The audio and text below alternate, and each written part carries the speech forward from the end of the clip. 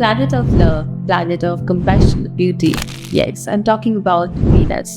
Venus का transit 27 मई को रोहिणी नक्षत्र में होने वाला है। रोहिणी नक्षत्र जो कि अपने आप में एक ब्लेस्ड नक्षत्र है among all in the constellation में जितने भी और हमारे नक्षत्र हैं उनमें से रोहिणी को ब्रह्मा जी का खुद वरदान मिला हुआ है।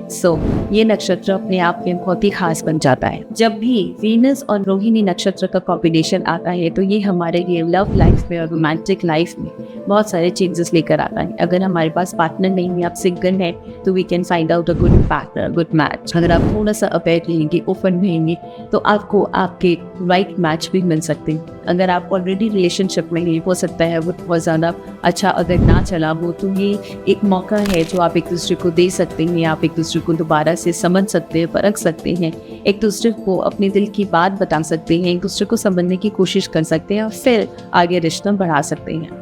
हस्बैंड वाइफ में अगर ऑलरेडी कोई प्रॉब्लम चल रही है या कोई बात है, कोई मन मुटाव है और अगर वो रिश्ता एक लेवल तक पहुंच चुका है जहाँ पे आपको लगता है आप दूसरे की नहीं बनेगी, तो हो सकता है आप एक दूसरे को रिकंसिडर करने के लिए सोचिए, आप एक दूसरे को मौका दें। तो ये एक अच्छा टाइम होगा अगर आप रिलेशनशिप के रिलेटेड अगर कोई आपको लगता है कि कोई रेमेडी करनी चाहिए या आपको किसी से हेल्प लेनी चाहिए, काउंसलिंग लेनी चाहिए, तो ये भी एक अच्छा टाइम होगा और आपको अपने आप ही इसके रास्ते खुलते हुए दिखाई देंगे कि जब आप एक दूसरे को किस तरह से रिकंसिडरेशन की तरफ लेकर जाए उसके बारे में आप सोचेंगे।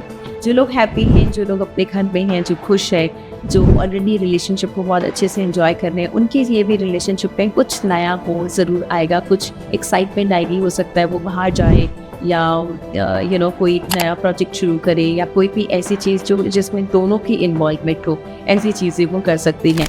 पैशनेट रिलेशनशिप तो है ही, है ना, बिकॉज अपने आप में जब रिलेशनशिप में ब्यूटी है, लव है, तो कंपैशन अपने आप आ जाता है। पैशनेट होना एक दूसरे के लिए अपने आप आ जाता है। लेकिन इसमें थोड़ा सा ध्यान रखने की ज़रूरत है। अगर आप फैमिली प्लानिंग नहीं कर रहे हैं, अगर आपको उस तरफ नहीं जाना है, तो थोड़ा सा you have to be careful. कोई भी डिसीजन ले तो भावनाओं में बहकर ना ले, है ना। अगर आपने कहीं जाना है तो कोई एकदम से विदाउट प्लानिंग ना जाए, कुछ प्लान करके जाए, स्पेशली जिनके बच्चे हैं। तो रिलेशनशिप में बॉन्डिंग का भी ये बहुत अच्छा टाइम है। तो बच्चों के साथ, फैमिली के साथ अगर आप बहुत टाइम से टाइम नहीं स्पेंड कर पाए हैं तो this will be a good time कि आप वो टाइम स्पेंड कर पाएँ। हेल्थ रिलेटेड चीज़ें भी इसमें आती हैं, जैसे कि अगर हेल्थ को लेकर आप थोड़ी सी कंसर्न है, स्पेशली स्पाउस की हेल्थ को लेकर, तो ये एक टाइम ऐसा आने वाला है जिसमें आप एक दूसरे के साथ टाइम बिता सकते हैं। May be health related concern की वजह से, मे बी फैमिली इश्यूज़ की वजह से।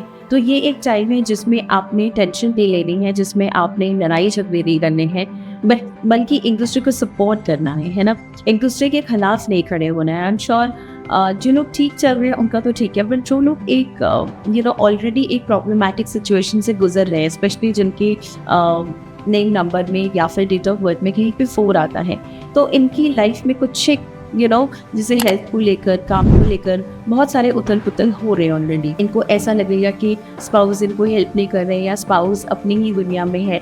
लेकिन अगर आप थोड़ा सा ध्यान दोगे, कोशिश करोगे, तो स्पाउस की तरफ आप उनको समझने की कोशिश करोगे, तो आपको समझ में आएगा कि ये भी उतना ही आपको प्यार करते हैं और वो भी कहीं ना कहीं आपको लेके परेशान है और आपको पीछे सपोर्ट कर रहे हैं। हो सकता है आपको सामने से नज़र ना आ रहा हो, तो बस अपनी परसेप्शन को चेंज करिए और एक दूसरे के साथ बैठ के कम्युनिकेटिव रहिए। Communication is very important, specially at this time. Venus आपके फेवर में है, नक्षत्र आपके फेवर में है, स्टार्स आपके फेवर में है। It's just that now you need to sit and decide whether the path that you have already chosen, the decision that you're taking, especially in terms of relationship, is it right or wrong? तो decision में आपने बहुत ध्यान रखना है। आपने कोई भी डिसीजन जल्दबाजी में नहीं लेना है, गुस्से में नहीं लेना, बल्कि थोड़ा सा ठंडा होकर, सोच समझकर, एक दूसरे से कॉम्प्रोमाइज़ करके, एक दूसरे से बात करके, सलाह करके, तब आपने भी डिसीजन लेना है। तो फैमिली बॉन्डिंग के लिए, सिंगल लोगों के लिए और जो लोग ऑलरेडी एक रिलेशनशिप में हैं और अगर वो चाहते हैं कि उनकी मैरिज हो जाए या थोड़ा सा आगे बढ़ जाए, तो वो डेफिनेटली सबको कंसिडर कर सकते हैं। पर बस थोड़ा सा अपने सराउंडिंग में ध्यान रखिए कि क्या हो रहा है, किस तरीके से आपकी लाइफ, आपकी रिलेशनशिप प्रोग्रेस कर रही है और उस तरीके से ही आपने काम करना है। डेफिनेटली आप अगर इन सारी चीज़ों का ध्यान रखेंगे तो आपको बहुत फ़ायदा मिलेगा। अगर आपने कोई रेमेडी करनी है तो बेस्ट रेमेडीज़ में से ये है कि आप शुक्र के बीज मंत्र को चयन करिए। माँ लक्ष्मी का भी मंत्र आप चयन कर सकती हैं। इससे भी घर में प्रॉस्पेरिटी, अबंडेंस, खुशियाँ आएंगी। और अगर आप शुक्र के बीज मंत्र को चयन करेंगे तो रिलेशनशिप एनहांस होंगे और साथ ही आपको प्रॉस्पेरिटी और अबंडेंस तो मिलेंगे। इसके साथ आप शुक्र से रिलेटेड चीज़ें दान कर सकती हैं, जैसे कुछ मीठा दान कर सकती हैं, लोगों को मीठा खिला सकते हैं, खीर खिला सकते हैं। मेरी को आप कुछ वाइट दान कर सकती हैं। अपने वेरिएबल्स में भी कोशिश करिए कि आप जितना हो सके शुक्र की चीज़ें पहने, जैसे वाइट आप पहन सकते हैं, रेड पहन सकती हैं, डायमंड आप वेयर कर सकते हैं। 7 जून तक ये ट्रांजिट रहने वाला है, तो जाइए और इसके फ़ायदे उठाइए। आई एम योर शुगर के Singh spiritual life coach. Thank you so much for listening me.